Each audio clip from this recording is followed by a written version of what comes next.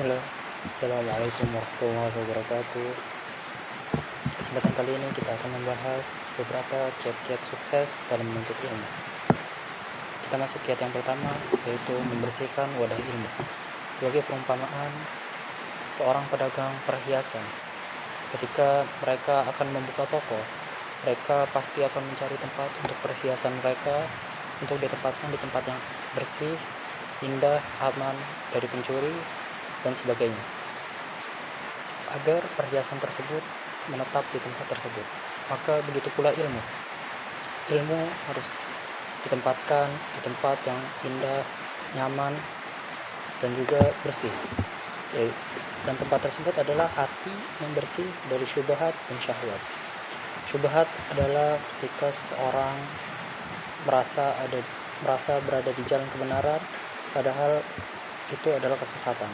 Adapun syahwat adalah ketika sesuatu yang mendorong seseorang kepada kemaksiatan.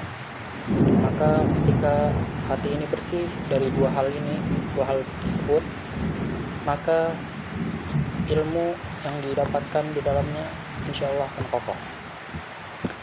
Sebagaimana dikatakan oleh Sahal bin Abdullah, haramun ala qalbi an yadkhulahu nura wa fihi syai'un mimma yakrahuhullah. Haram atas hati yang di dalamnya dimasukkan cahaya Allah, yaitu ilmu, dan di dalamnya ada sesuatu yang Allah benci, yaitu syubhat dan syahwat. Maka sepatutnya bagi kita untuk membersihkan hati kita dari syubhat dan syahwat, dan karena sebab itu maka ilmu yang kita punya akan kokoh insyaallah. Yang kedua adalah mengikhlaskan niat. Seperti yang kita tahu, menuntut ilmu adalah suatu kewajiban dan ibadah. Dalam Sunan Ibnu Majah, Rasulullah SAW bersabda, "Talibul ilmi fardhatun 'ala kulli muslim." Menuntut ilmu adalah kewajiban bagi seluruh muslim. Dan suatu ibadah tidak akan diterima kecuali terpenuhi dua rukunnya, yaitu ikhlas dan mutaba'ah pada Nabi. Maka sepatutnya bagi kita untuk mengikhlaskan niat kita dalam menuntut ilmu, bukan untuk dilihat orang atau didengar orang atau untuk dikatakan sebagai alim ulama atau sebagainya. Imam Ahmad bin Hanbal ketika ditanya bagaimana ikhlas dalam menuntut ilmu, maka beliau berkata, ikhlas dalam menuntut ilmu adalah ketika seseorang berusaha untuk menghilangkan kebodohan dalam dirinya, maka itu adalah bentuk ikhlas. Lalu kiat yang ketiga adalah menuntut ilmu secara bertahap. Ketahuilah bahwa ilmu tidak akan didapatkan dalam satu malam atau satu hari, akan tetapi ilmu itu didapatkan membutuhkan waktu yang lama, yaitu berhari-hari, berbulan-bulan, dan bertahun-tahun.